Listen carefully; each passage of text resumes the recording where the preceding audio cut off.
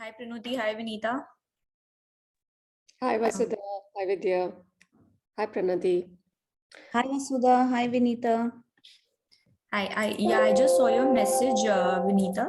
Yeah, I'm just trying to see what is best possible. Yeah, if it is possible, nothing like it. If not, it's all right. Done. Is this for the virtual background you're talking, Vasudha? Yes, The Zoom backdrop. So Yes. even when I do it, my face is only coming blurred. So it's probably not working out for me as well. Is it? Just let me also try. I will just put in.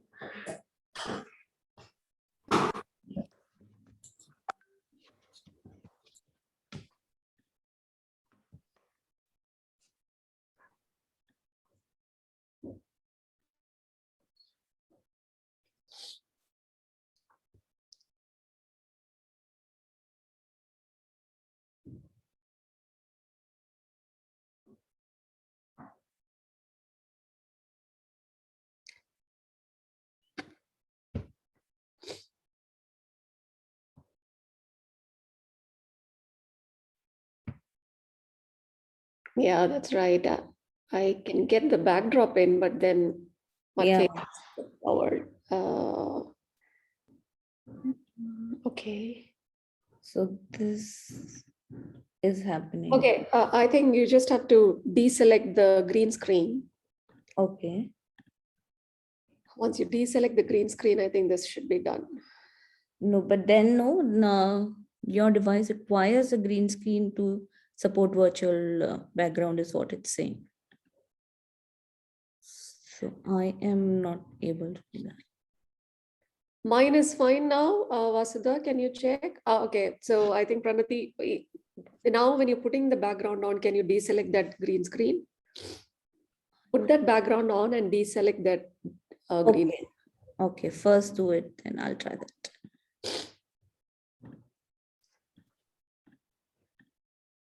And now deselect that green screen. It's not going, is it? No, it comes to none. I think it's not working for me. Right. Hi, Vinita. Hi, Hi, Pri- Swati. Hi. Hey, Vasudha. Hi, Swati. Hey, I am not able to do that. I'm so sorry. I'm trying my best. If you could just help me with it, Vasudha. so you downloaded, saved that image Yeah, it's saved. as JPG, right, on your desktop or somewhere? Yeah, it's on my desktop. Then you go on to the video settings. So if you see your stop video sign on the video settings, Just a second. Video setting. yeah, you see background and filters. Yeah. Okay. Yeah, and in that you see a plus sign there, add image or video. So it shows you some virtual backgrounds, right? Some filters Yeah. of which are default. If you see Yeah. on the top, before just below your image on the top right, there is add image. Yeah. Yeah, you do that plus, and then go to select that file which is saved on your desktop or wherever. I don't know why this comes. What comes, Pranati? So if I do this, no, see, this is how my image looks. Oh, okay. Just get closer to your camera. Even then, I think. Oh, that's really strange. That's because the green screen is still active. Okay, if I remove it, then it goes to none. If I, Yeah, exactly. It's like yeah. that the system setting. Yeah, Oh, okay. that's fine. I don't think we should stress. I know it's just a last moment thing. No problem. Yeah. It's okay. It's The- all in a- right. If it doesn't work, it's all right, Pranuti. Yeah, Yeah. I'll try one more time. If it works, it works. No, still doesn't work for me.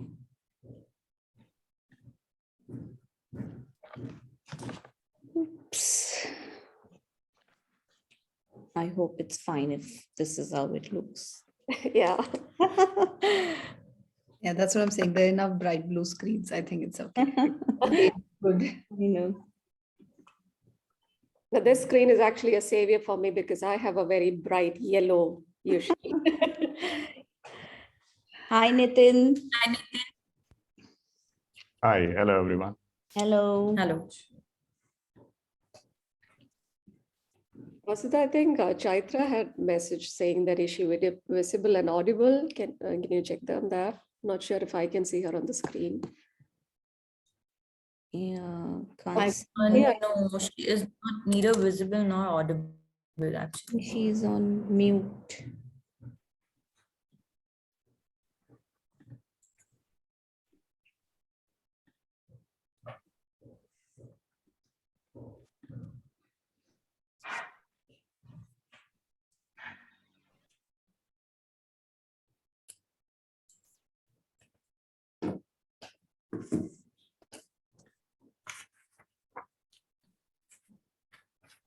Chaitra, can you hear us?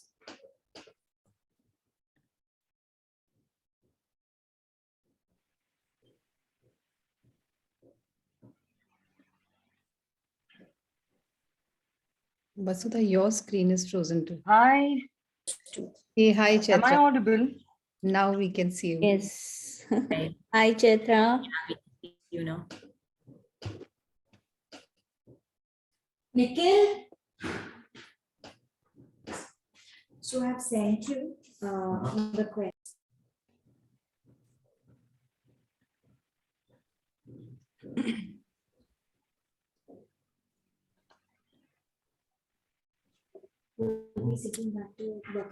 Hello, everyone.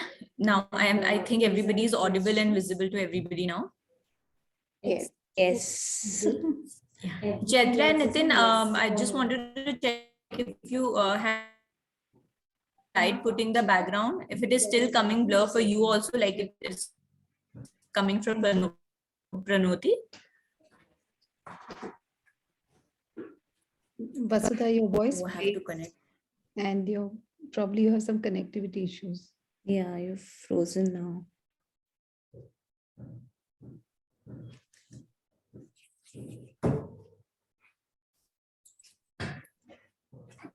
Yes. Hi, everybody. This is Vidya. Hi, Vidya. Here separately. Hi, Nitin. I missed, the con call session with you for the rehearsal, but this is Vidya Karnam. I'm a friend of Anuradha. Hi, nice to meet you. Nice to meet you all. Thank you so much, everybody, for, participating in this panel discussion. I truly look forward to this. Same here. Yeah. Catch you all after an hour. See you. Definitely.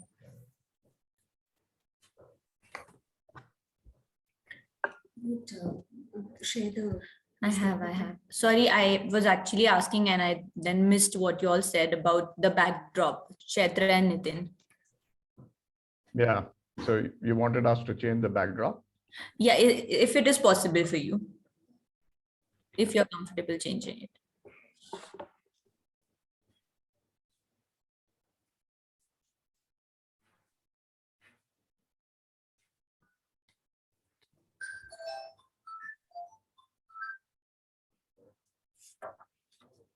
Also, I think all of us are on the same page with regards to the flow of this. If there's any confusion or any questions that we have, you can ask now. Vasudha, you've shared the new flow with them. The new flow, no, I'll share. we'll share it right now. The questions are on this. Yeah, it's the same Yeah. thing. It's just The written in a questions are question same. format. Yeah, I'm sorry. The questions are same, just that, I have rearranged the flow as per the flow of topic so that, they come one after the other and don't sound abrupt in between. Share it. You have the link, right? Would be good, Vasudha, just send it, just good to always have it. Yes, I'll just send it immediately.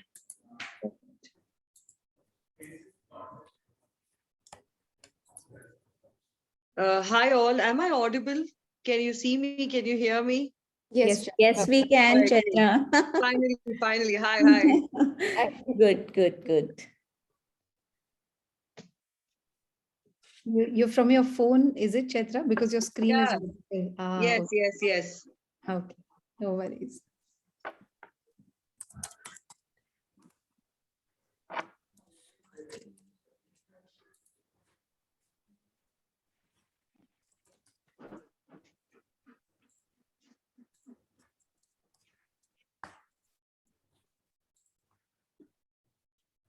I have actually forwarded that to you all right now. You must have received it in your email.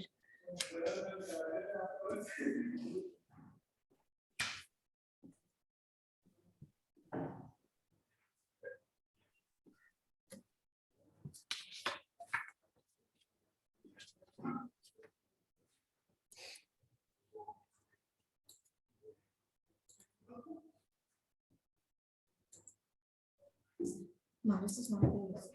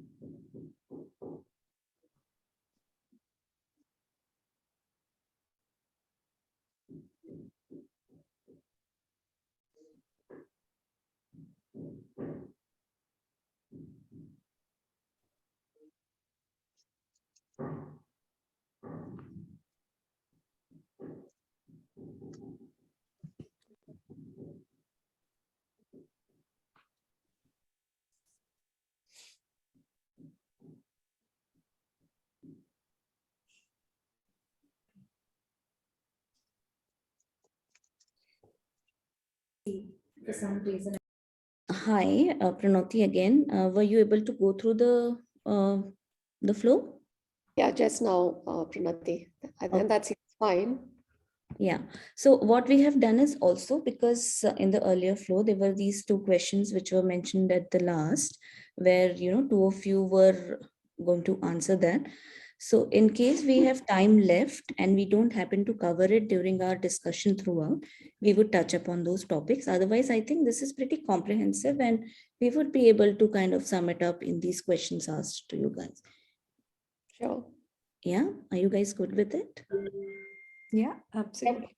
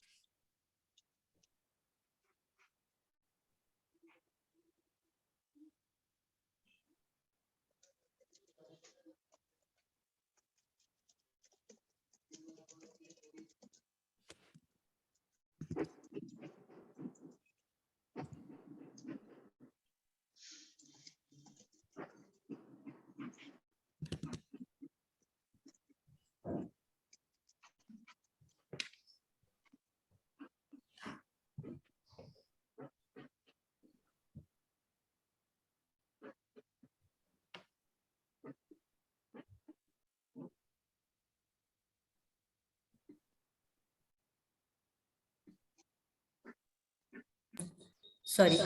Can you hear me now? There's an echo, I think. Or am I the only one? No, Yeah. no. There's Now an echo. Yeah. Yes. Now I think it's okay. Now Vasudha? it's better? Now it's Yes. better. Yeah. So we've given time of 3:30, but I think we'll wait for like 2 minutes probably for people to join in and then begin. What would be the intervals or the depends on the topic? Sorry? It depends on the topic or the intervals. The, Time intervals.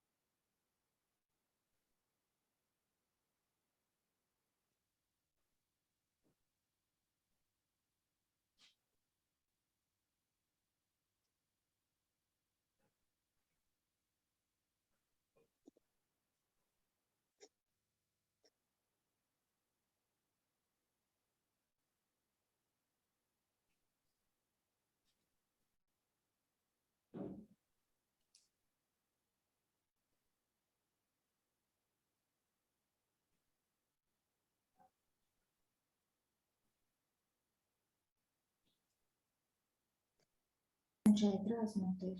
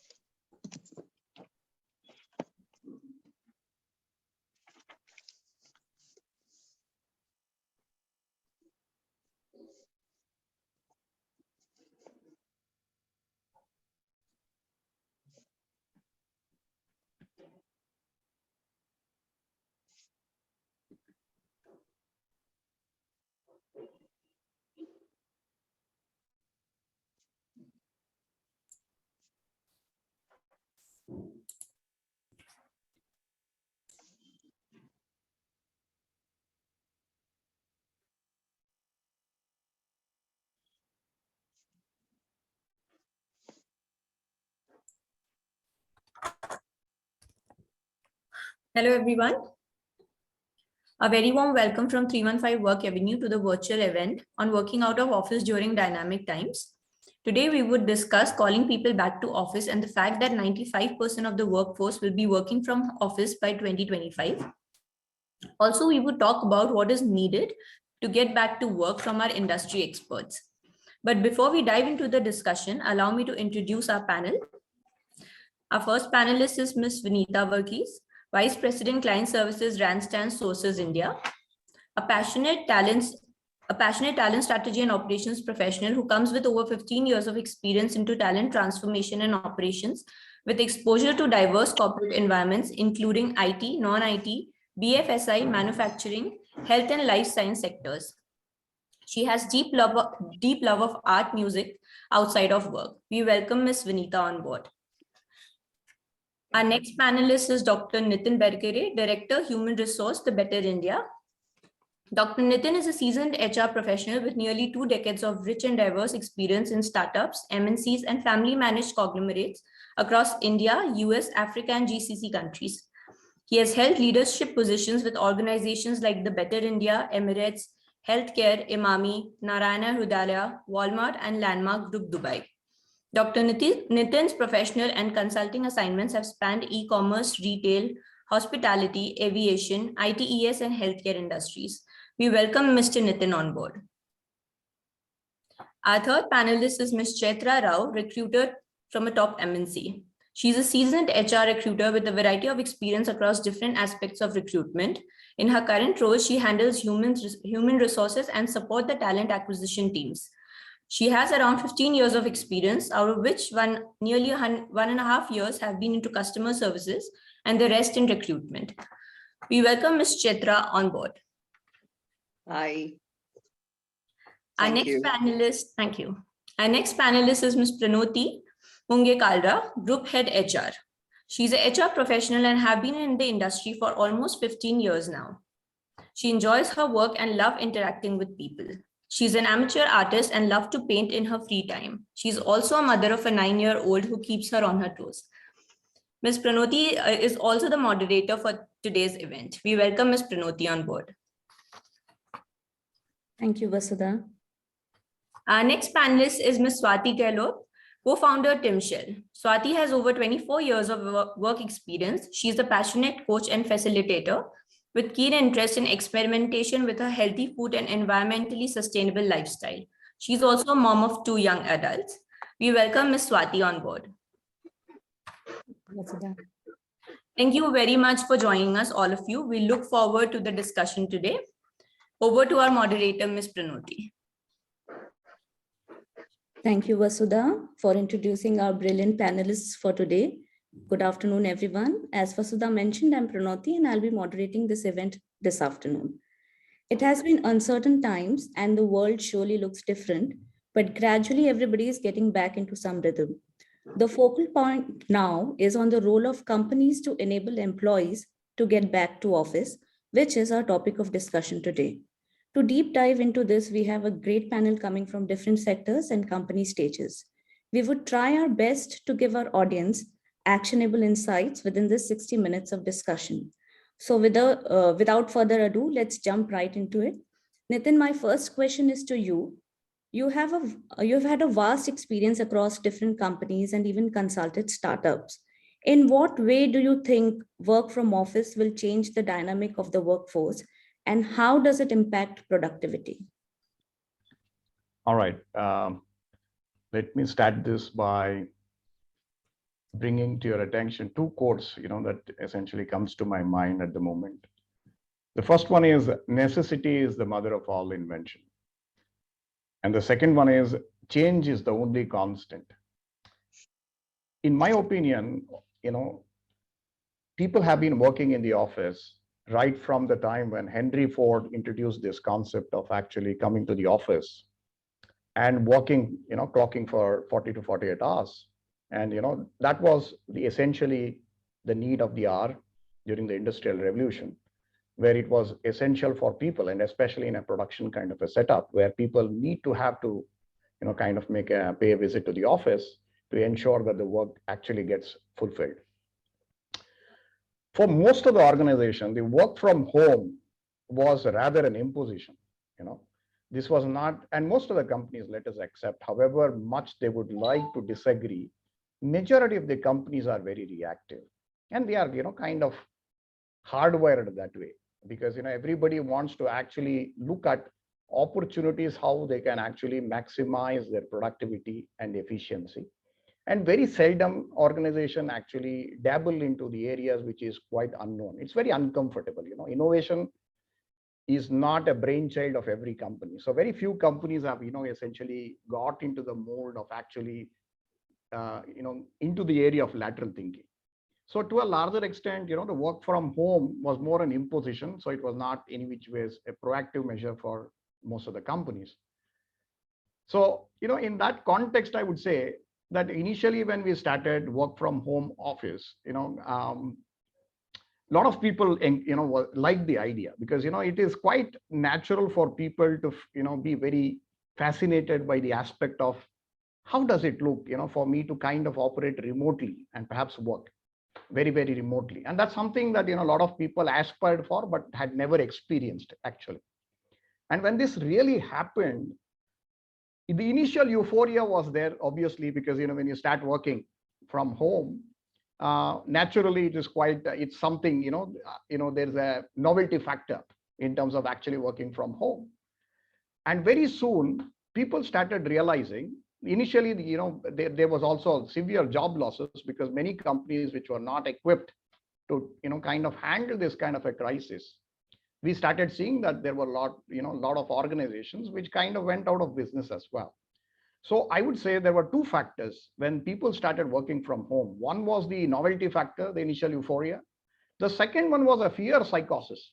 Now, I have to push myself to actually safeguard my interests, because when I see that there is a lot of kind of, right sizing happening, many companies going out of the business, I need to essentially make sure that I kind of bring in my very best in the institution, right? So that started happening.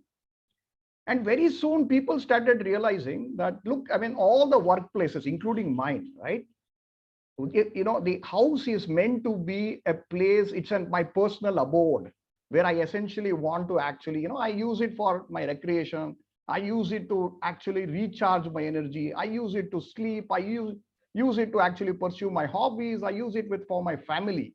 I never thought that essentially I myself would actually one day would indulge in actually operating from a small and a home office. It was a fascinating experience. I used to do that very occasionally when I used to be overseas, but I never thought in India, at least, that so quickly, like most of the parts of the world, you will get an opportunity to kind of operate very remotely. And when that started happening, what happens to me, I can kind of perhaps extrapolate, right? It was a blurred lines. Essentially, yes, a lot of families also started to discover in terms of what their wards would essentially do in the office setting. But it was a very blurred lines in terms of managing responsibilities at home and, kind of really demarcating the difference between what exactly constitutes, because now I'm using my personal abode to do my office stuff. So I don't know when my personal life starts and, when my responsibility as a family member starts and ends, and when my responsibility starts and stops when I'm actually at a workplace. So that essentially was, I would say, a challenge for most of the people. And that's essentially what we are seeing in terms of how workplaces are actually, and people started kind of slowly getting adjusted to all these hitches. And in fact, they've kind of embraced it very well. But if it were to be looking at how does this whole thing pan out over a period of time, we need to understand one thing. Human beings are social animals. They really like to catch up with their colleagues, to connect with them, bond with them, engage, learn, collaborate. I think to a larger extent, people are missing the water cooler conversation, friendly banters that they used to have in the office. And to me, as a human resource professional, I tend to actually be a representative of, I have a dual role to play. One role that I would play is I do employee advocacy in the company as a head of human resources. The other one is I also would be the cultural architect and the business maximizer for the company. So that's what essentially my role is. Now, what we do essentially is also to represent the aspirations of the individual. And many people are today aspiring to come back to work, because now a lot of people feel that, look, it is very important for me to actually kind of bond and collaborate at a work environment. So moving forward, I would say that this is a very, very welcome change, and future of the workplace would be completely different from what we have seen earlier, because now a lot of innovative thinking, lateral thinking has started for most of the corporates.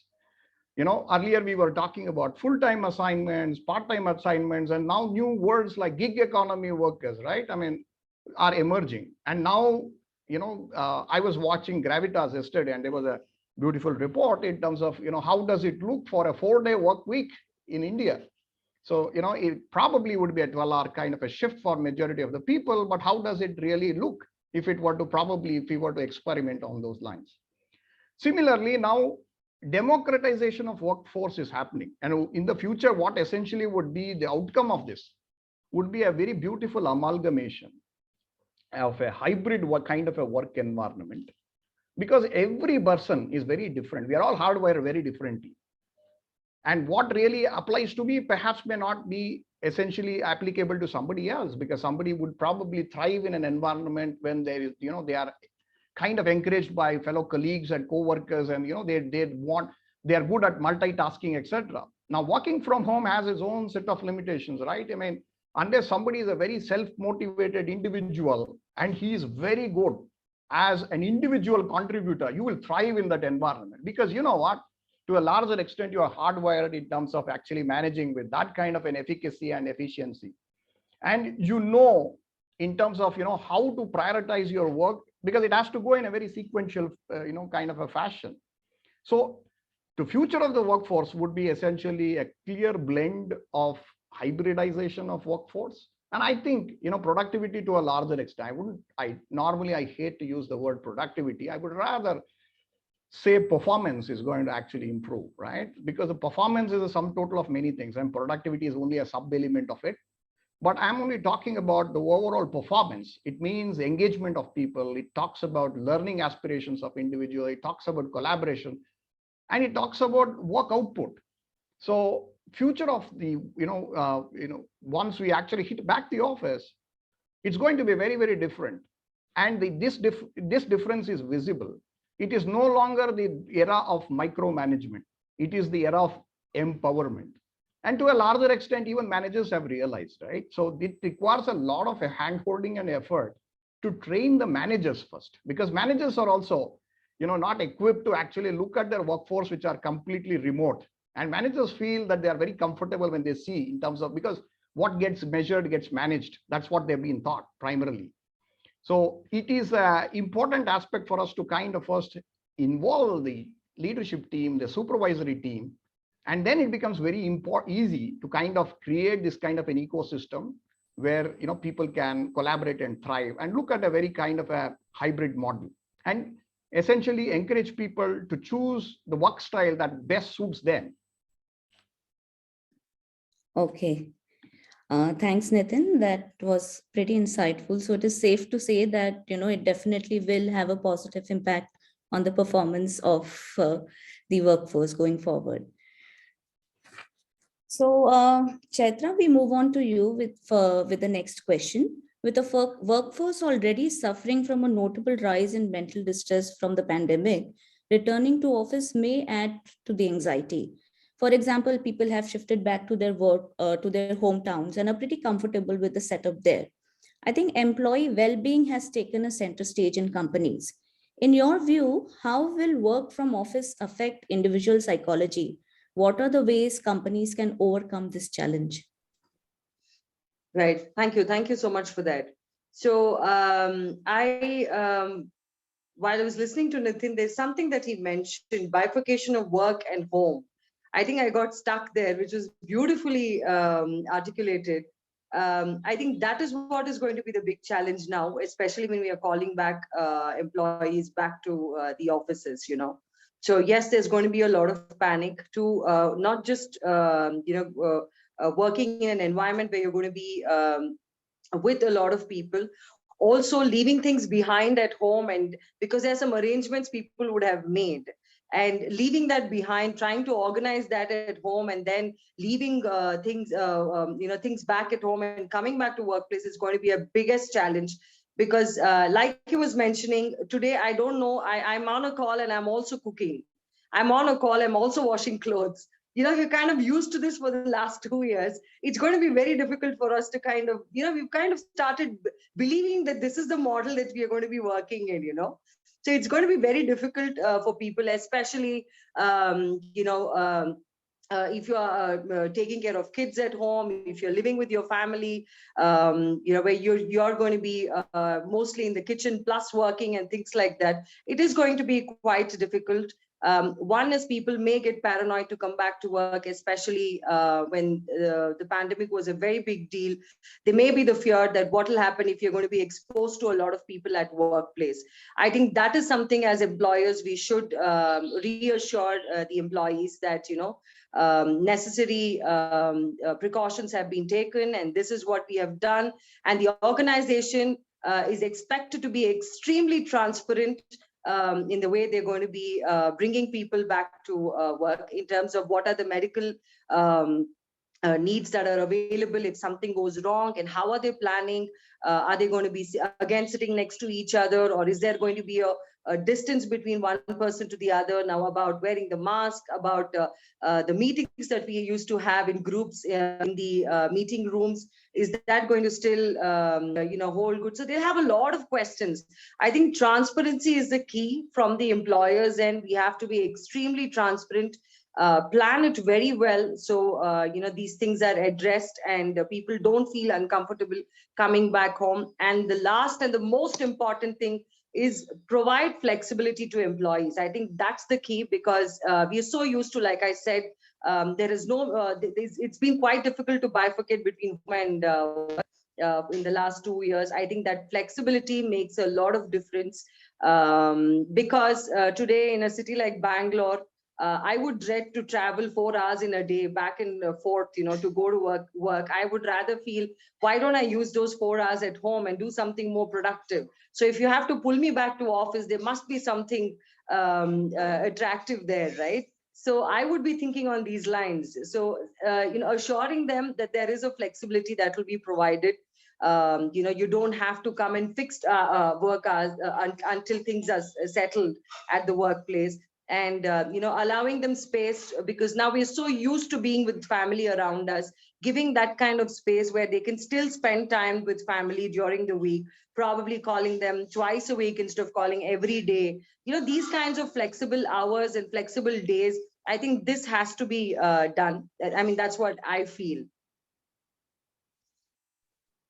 Yeah, indeed, Chaitra, I'm sure most of us can relate to these points and would definitely want employers to work on this. A constant dialogue, conversation is very essential to help this smooth transitioning, and which, probably would help us move forward with, probably employees going back to work smoothly. So with this, we move on to Swati. Swati, you've been working closely with business leaders, and your focus has been a lot on L&D. How should one prepare the employees for smooth transitioning back to office? How can training and counseling help in the same? We would like to hear your views on this.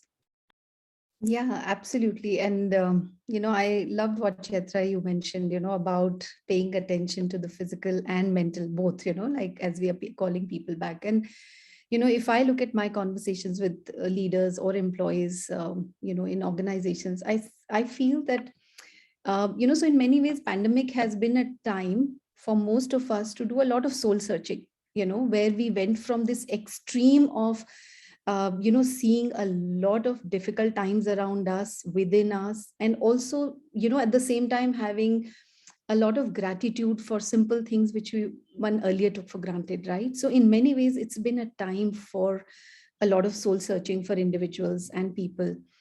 Therefore, I think each one has a very different take on what pandemic really has been for me, what life means for me, what work means for me, right?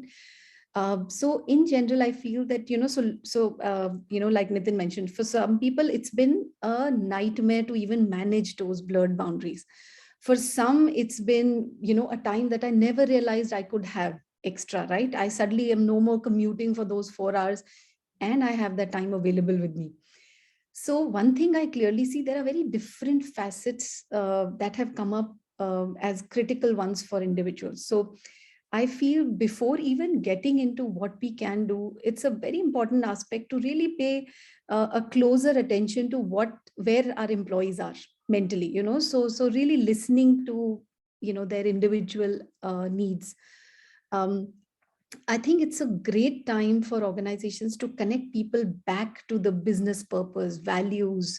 I think it's because in many ways, see, a lot of work happened when suddenly we moved to this remote working, right? There were a lot of flurry of activities. There was a lot of change management done at that time. Now, as we transition back, and, as I think all, Nitin also mentioned, et cetera, there's no going back to what was old normal. It'll be a new normal, right? And as we do all of that, which means it's time. So we can't just expect people to come back and pick it up from wherever they left, because lots has changed at their end, lots of things have happened. So it's a great time for people, organizations, to be connecting them back with the purpose, with their own values, and for people, it may be actually very helpful to find that connect, Another thing which I'm seeing is, finding that whole thing that we are all in it together. I think, and again, building on the thing that, yes, we do have a need to socially connect with each other and all of that, right? Missing those water cooler conversations. I think it's time for organizations to provide some formal places to do that. Like I'm seeing increasingly where, have those groups of employees, smaller groups of employees come together, talk about things that are not working or things that are working or challenges that I face, because like Chatra mentioned, we all made arrangements, everything, so maybe for a lot of us, it might be a very huge change. So providing, some real forums, some group conversations, maybe some smaller group coachings can provide a very big boost to people to find that they're not in it alone. Yeah, and there is company and we are feeling it, and we all are dealing with some of the things and maybe even coming up for suggestions. Yeah, so I see a lot of mix of individual needs to be heard, and maybe looking at connecting them back with organization, bringing them together. So I think if one can focus on those aspects, that can be really, helping that smooth transition. I completely agree with you, Swati, on this. And, probably till before the pandemic, the focus of training was more on probably the technical aspect or the softer skills and all. Right now, maybe because of the current situation and the dynamics, the focus could be more on mental health, of the people. There has to be a constant dialogue, communication between, individuals, employees, employers, everybody, that is probably what we are missing. And, though we would have our Zoom calls and Zoom meetings going on, but a personal connect is what probably, as you all have been tapping on this particular point, has been missing. And I think that would, probably also, because people are missing on those points, we would move on to the next question, which is to you, Vinita, that, probably I'll first give a little bit of statistic. A recent global research by Microsoft, the 2021 Work Trend Index, showed that a massive 41% of the workforce is considering leaving their employer this year.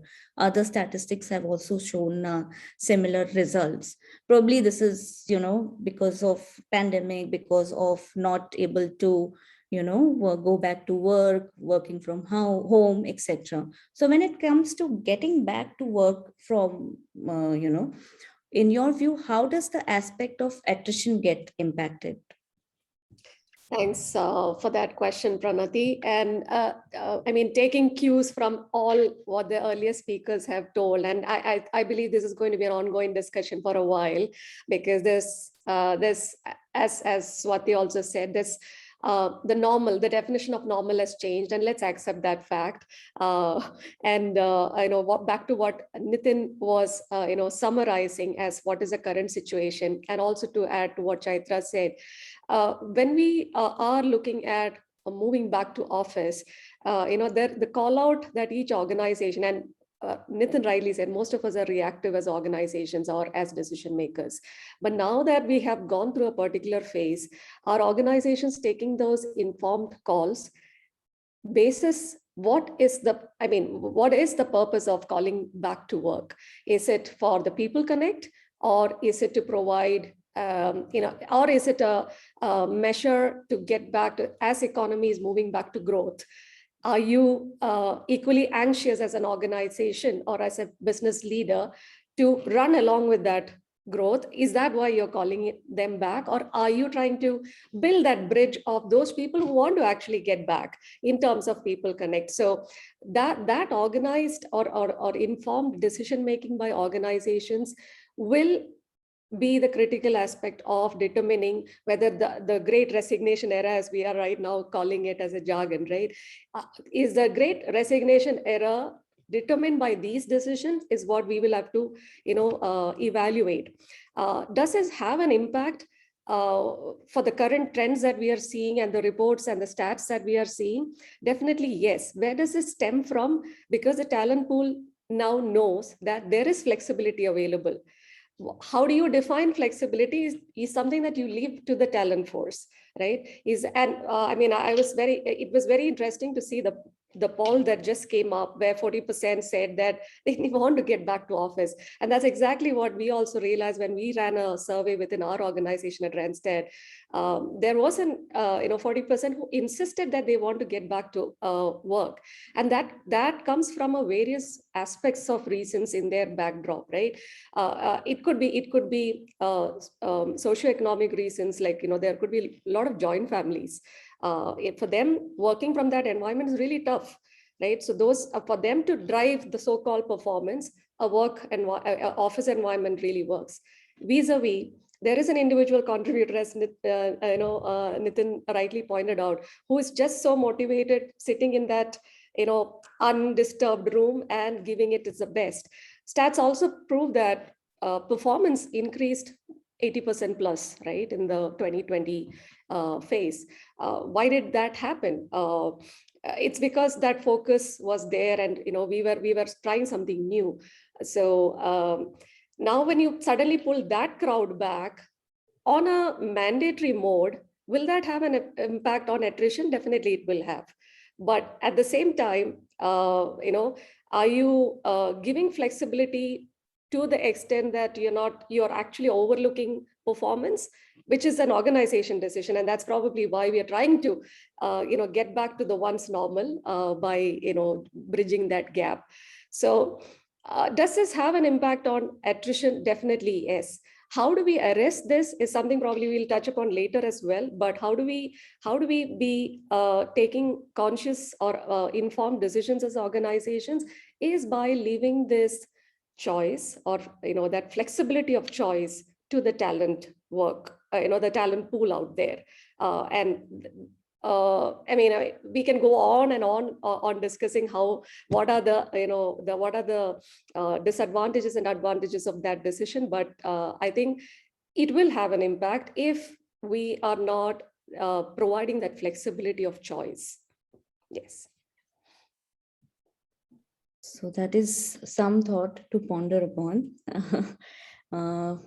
Taking this forward, we move on to our next question, which is for you, Nitin.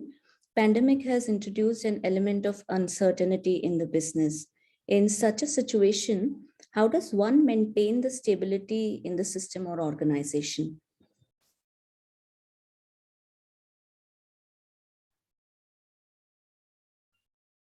Just to add to what Vinita said before I actually progress to this question, in my own personal capacity in terms of what I've been seeing right from hiring as well as to the existing set of employees, right? The first question anybody is going to ask the human resource professional who is actually doing the first initial touch base with any of the candidate is, are you giving me that flexibility to work from home and occasionally come to the office? Okay, so that's the first question everybody is checking on. All right, so that's how the new kind of a mindset that has kind of seeped and percolated. So all the organization needs to kind of start preparing. Now world is flat. It is a double-edged sword. It gives a great opportunity for even the institutions. Now I can also look at talent, not necessarily confined to one geography.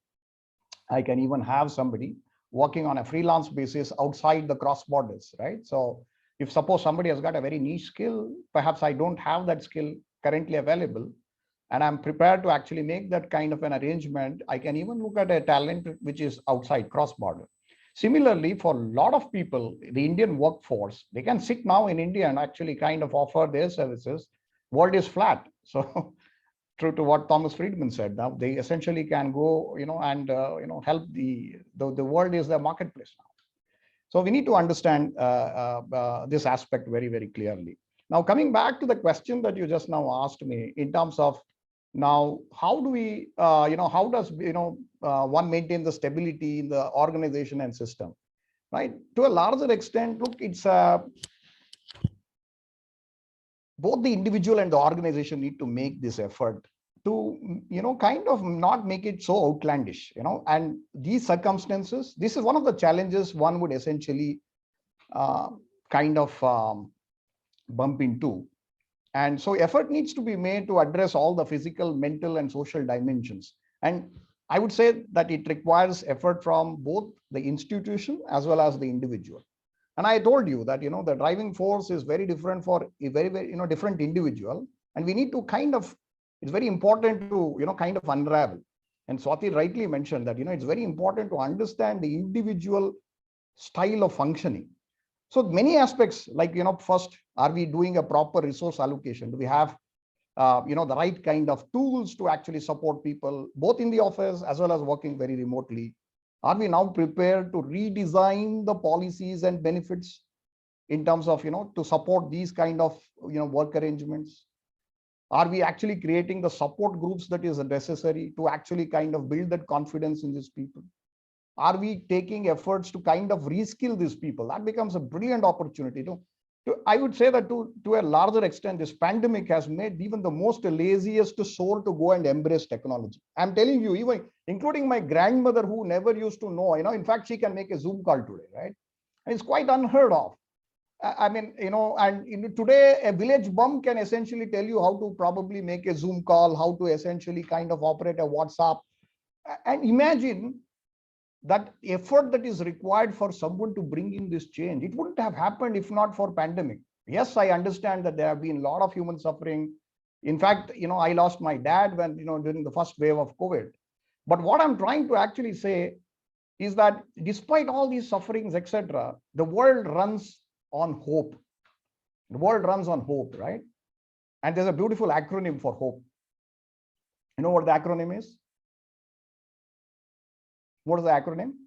If anybody can actually say, what is the acronym for hope? Hold on, pain is ending. So that's a beautiful acronym I came That's across. beautiful. Hold on, pain is ending. And it is it's an opportunity now to a larger extent. A lot of my training managers, essentially for them, it's a nightmare to actually teach somebody, how to use the office tools, how to use technology, etc. Today, it's a child's play essentially, because they essentially know in terms of how to kind of embrace technology. Now, what is very important is, does the organization have the system to handhold these people, irrespective of what the style that he is choosing? Somebody wants to work from home, somebody wants to come to the office. Do we have the ability? Do we have the knowledge base first? Because many organizations don't have a knowledge base, because I mean, to a larger extent, sometimes it becomes a very difficult task. Every organization has great practices. However, even if we were to actually say that it's a small organization, or probably we may not give maximum points to that organization, but still they too have great practices. But does the organization have the ability to kind of do a soul search in terms of identifying what those best practices are? Many organizations don't do that. In fact, they want to emulate practices being done by others. But it's very easy to kind of thrive on the hotbed of practices that you really have. So we can actually enhance the finesse of that particular practice. But we seldom do that. The easiest thing for a human mind is to replicate. Copying is also a gift, actually. But it's important to train the mind to actually identify that what are good things that we are doing inside the company. It's very, very important. Of course, you can learn. So the starting point is a knowledge base. A knowledge base is very simple. Now, why, even the organizations will only understand one thing to a larger extent. I'm not saying, I'm not, every organization is different. Every leadership team is different as well. Now, what happens is the leaders will understand one thing. When I say that any attrition will take the organization back 5 years where we were, I think that's the biggest kind of fear psychosis one can induce to any manager or a leader. The moment you say that, look, what, all these efforts that we have done for the last 5-10 years, we are going to have a debacle. If we were to lose this talent, it is as good as we are setting us back by a decade. So to a larger extent, the leaders understand this language when they say that, the kind of, they are also artists. They kind of visualize in terms of, look, these are the output that I am aspiring for. And this beautiful thought journey that you are doing, somewhere it is going to get affected because that we are going to lose the talent. They becomes very, very proactive in terms of bringing in any practices that we want to kind of embark on. So I am saying knowledge management to me is very, very simple. Why do managers dread when somebody leaves an organization? I'll tell you why. You cannot replace an individual. Every individual is very different. Now, when somebody leaves an institution, let's say that I lost a fantastic recruiter. I'm giving a hypothetical example. Assuming that I lost a recruiter, it is not losing one individual. It is losing one individual who also understood the nuances of operating in my current organization. The nuances of understanding the mindsets of different hiring managers in terms of what does he aspire for, what is the shortest way I can actually close a position, what are the skill bases which are very niche and rare in the market, etc. Now, I cannot replace that, right? I can replace the talent of having that skill, but not the knowledge. So it's very important to kind of start documenting some of the knowledge that you have in the in the institution. That becomes very easy. If you were to have it, it becomes very easy to kind of, bounce back. Even if you were to have, I can have an employee who probably will report sick, I mean, it's quite possible that, somebody reports sick and he probably had a little kind of a larger kind of an issue. And so he couldn't probably present to the office for a longish time. So work cannot stop. These stoppages is a reality otherwise if you do not have a knowledge base. So many organizations have started realizing that it's very important to document the intricacies. It takes time, but once you do it, it adds immense value to the organization. The other aspect is today, I would like to quote one example. All right. I mean, this is how the mind works, right? Now, there is in our leadership concept, there is something called as crisis leadership. Now, who is a leader, manager? I don't want to get into all that. But the question is, Does a leader go through this litmus test even when there is a crisis? Is he going to, provide his usual best, or is he going to actually succumb under the pressure? So that is the acid test. And normally, unless you witness that as a situation, you can never probably simulate that environment. It's impossible. It's near impossible to simulate an environment. I can do a lot of gamification, etc.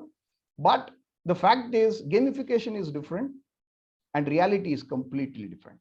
So one of the institutions where I worked had this, kind of a debacle couple of years where there was a fire accident. And this institution suffered huge losses, both financially, loss of human life, etc., whatever. Now, one of the things that a lot of people were demotivated, even that scars remained in the mindset of the individuals even after a decade.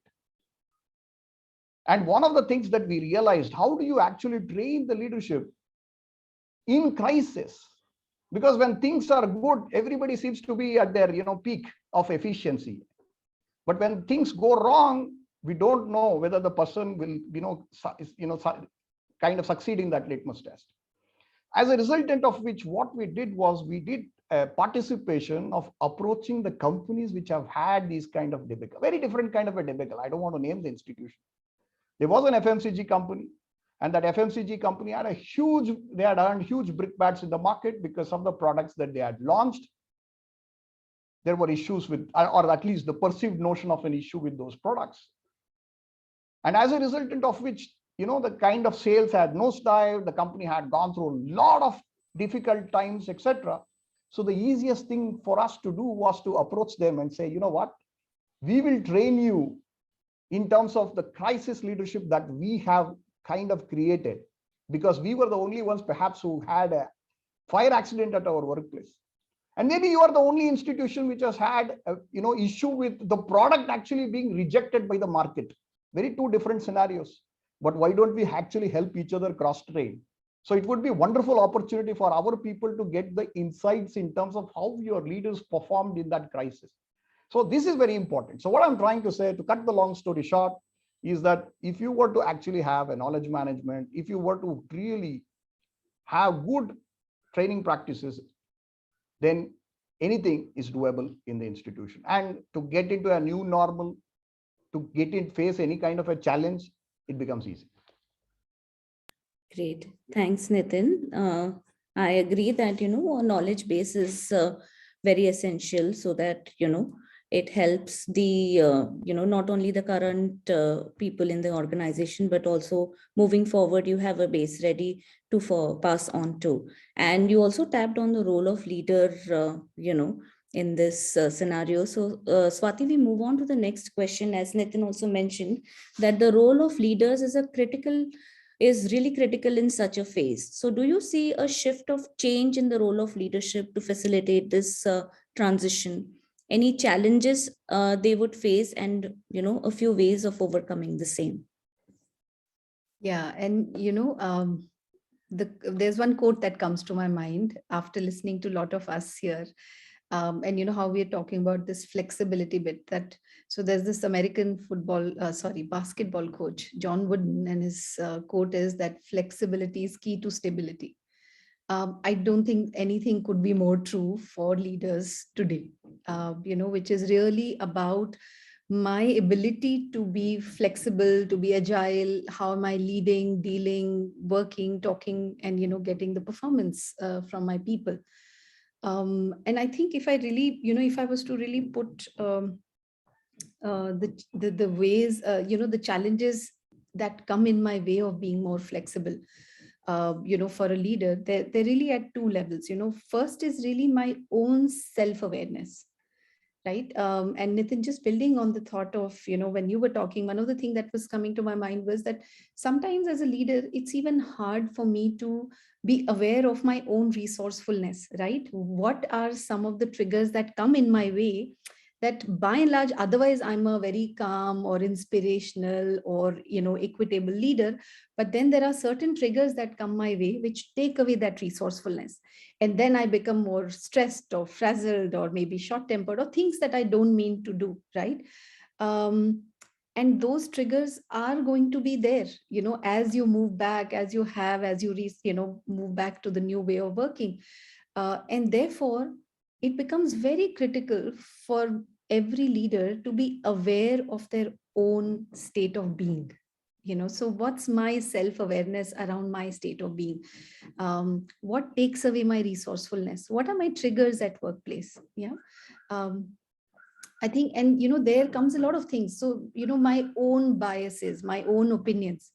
So say for leaders to, if I deeply believe that unless people show up at office, they aren't really working, somewhere it'll show up in my, so even when organization is embracing a flexible model, it's a pointless thing, right? Because people can feel it that my boss wants me to be there physically only.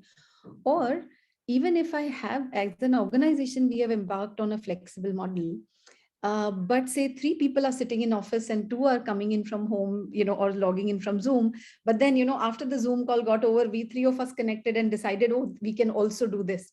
It can also alienate people, right? So, so if I, really bring it together as a leader, my awareness becomes far more critical in today's time than, than it was earlier. So to me, that is a very important need that organizations can support their leaders with. And second aspect, if I really talk about, which is my dealing with my team, we use this word psychological safety, and I think it's always been used as a great thing to have, but I think it's really critical in today's time. As a leader, to be able to provide that psychological safety to my team members, right? Where I can really be, if the need be, I can empathize. So not sympathize. It's not about my need to be nice, but really understand their context, their individual context. So, so my ability to empathize with them, maybe my ability to even be vulnerable, where it's not that I'm a superhero or I'm supposed to be managing everything. Maybe there are places where I can say, hey, you know what? It's hard for me too. So what's, or this doesn't work very well for me, but I tried this. So really having those real conversations. So if you really look at the other aspect that, the second one that I'm talking about is, I think psychological safety is really crucial. And if organizations can support leaders in, consciously practicing empathy, consciously, what do I really do if I want to create a higher psychological safety within my team, what vulnerability really means for me. So some of those aspects, I think, would really help, leaders bring their teams back and tide through, the time of transition. Well said, Swati. We definitely can see a change in the role of leader. Earlier, a leader was more of a taskmaster, a manager who would just manage resources. But now, with not only pandemic, but also before that, we have we have noticed a subtle change in the role of a leader. He's more of a people's person, and you use the word empathy. I think that is one thing which probably, pandemic has also taught us, and we can surely see it, used a lot in the current situation in organizations also. Vinita, my next question would be to you. Uncertainty gets usually coupled with an ever-evolving business dynamics and changing goals. So how can resource planning be managed in such dynamic times? Absolutely, a very valid and need of the hour question, Pranati. It's very critical, and organizations have also realized and are embracing the need for starting to think differently. Be it the strategy to source, hire, or retain talent, right? So it's become the need of the hour now.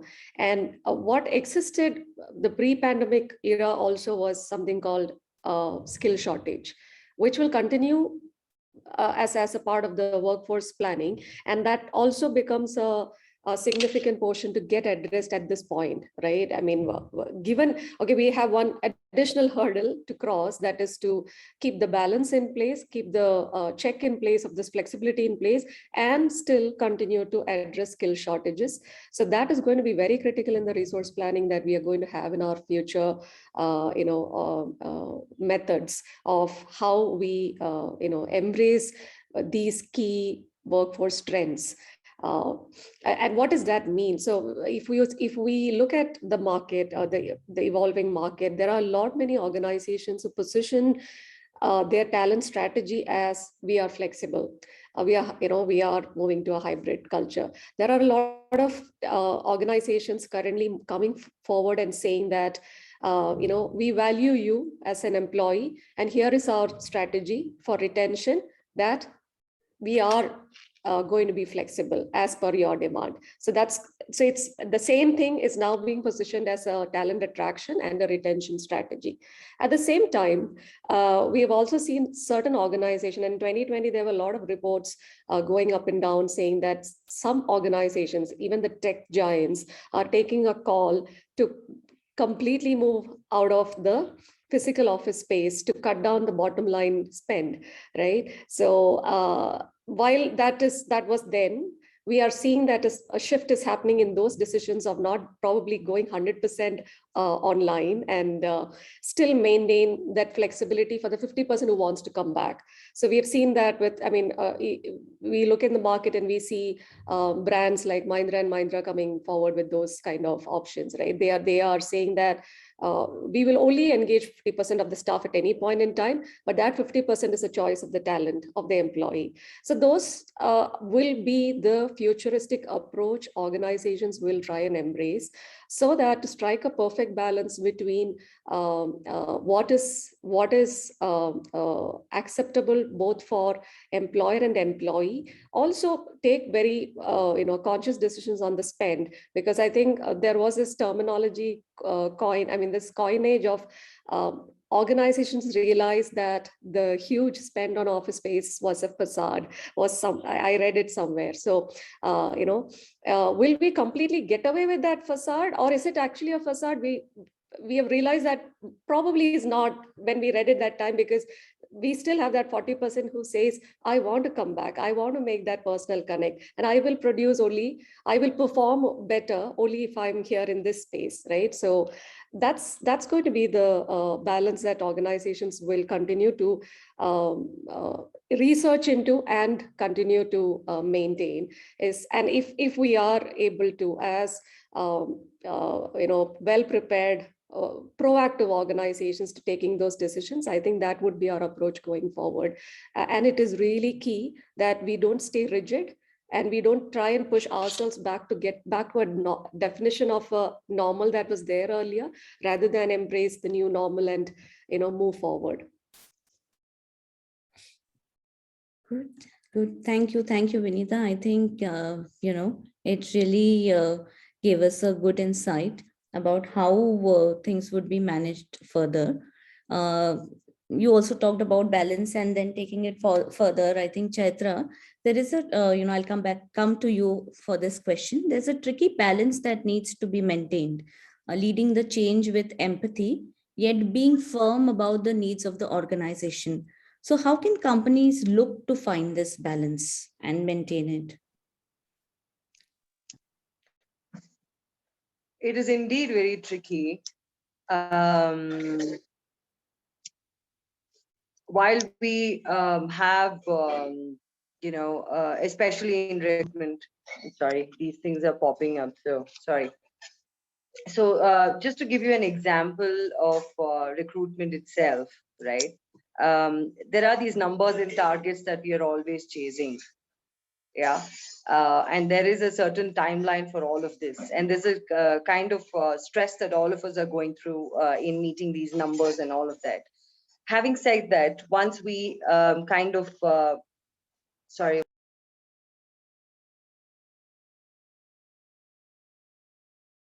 I think we lost her in between. We'll just wait for a minute if she's able to join back.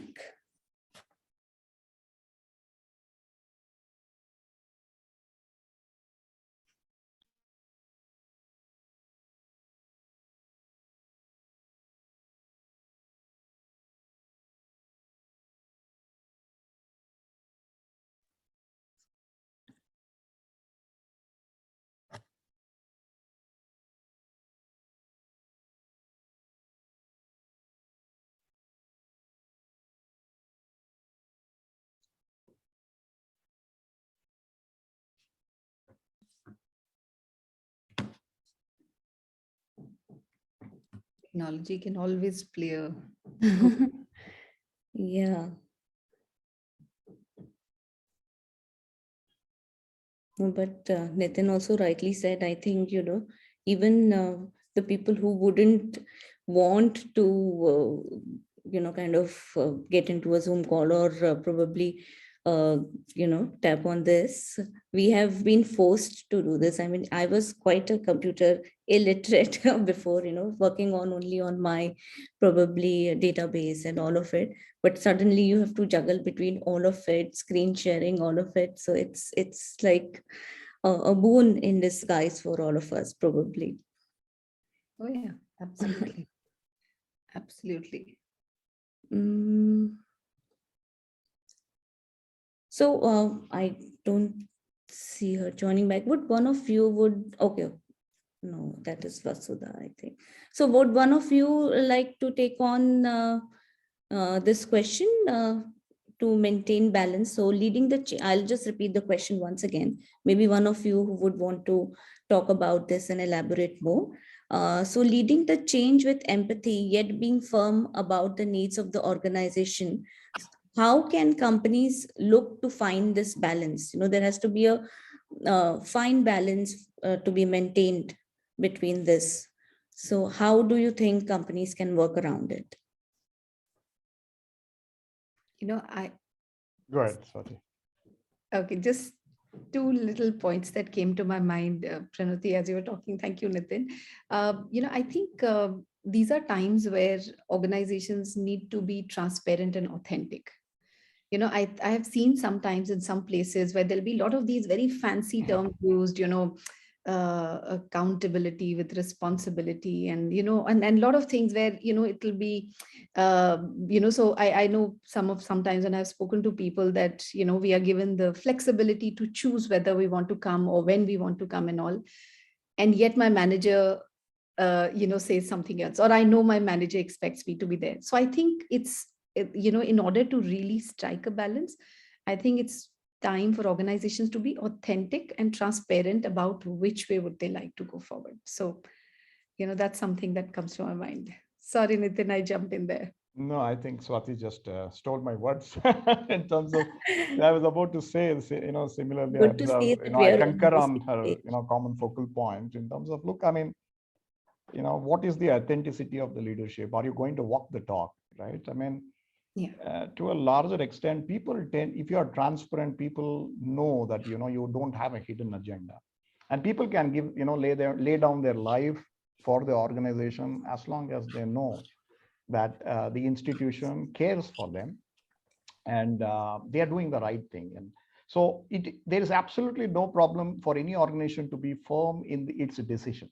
People appreciate that. The problem comes if the organization is not very clear or they are not firm in terms of what they want. Perhaps that adds to a much more complexity. If the organization is very clear, but the entire communication and messaging around it, in terms of how do you want to articulate your messaging, the organization can be firm, but the organization still need to put across the point that we are doing this for your own good. That's very important. If that messaging is not done, no matter what the organization institution is aspiring for, because the actual movers and shakers or the people who actually bring it to the fructification are these very people. If that doesn't happen, then there is a challenge. Yes, completely agree with you, Nitin. I think great. This brings us to the end of the discussion. I think we have kind of wrapped up pretty well in time. Chaitra, you're back. Yes, I'm sorry. I'm taking this Zoom call from my phone and I had a call from work. So it automatically disconnected. I'm very sorry about that. No worries. I think Swati and Nitin took over the, the question and gave us a few insights. If you could just quickly, if you would want to share something, then if you could quickly just run us through your thoughts, because we are also running short of time. So we would like to wrap it up. Yes. I'll quickly wrap. So since time, we've decided to have this webinar, the only thought I really wanted to share is I'm from the talent acquisition background. So there was a belief that talent acquisition or recruitment or staffing can never happen without the person being at office, right? So that has been proved as a myth after this pandemic.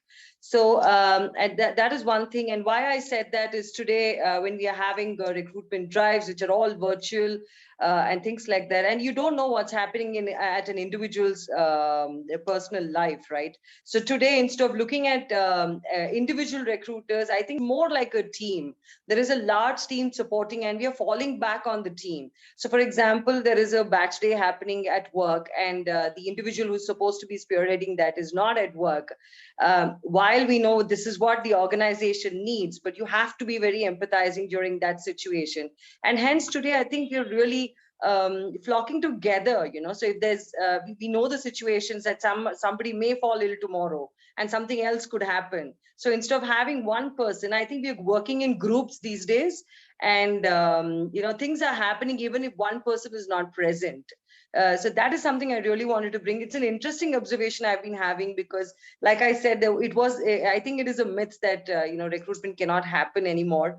And while the business demands that a couple of things need to happen, I think working in teams has really helped us, where we have backups. We're able to empathize with a couple of employees who are falling sick, by giving backups. Today in my team, I see every recruiter has a backup for the roles that they are working on, right? Because we don't know, we're so unprepared. We don't know, anything could happen. Somebody may fall sick, and we'll immediately have to then sit and organize for a backup. So I think the way we are functioning, the way we are thinking has broadened, is what I feel. Okay, yes, I completely agree with you. I think most of us would agree with you as well. So great. I think this brings us to the end of the discussion. Swati, Nitin, Vinita, and Chaitra, it's been a pleasure interacting with each one of you. I've been making my small notes. So, huge takeaway, in this, probably in this webinar, is that a constant dialogue communication is very important to navigate this transition successfully. It has to be a two-way communication between the employee and the employer. It's amazing that in such a short span, we've been able to gather so many actionable insights. And I'm sure that, it would help employees get back to office seamlessly. Personally, it has been a learning for me, and I'm sure the audience would agree with me as well. Over to you, Vasudha. Is she around?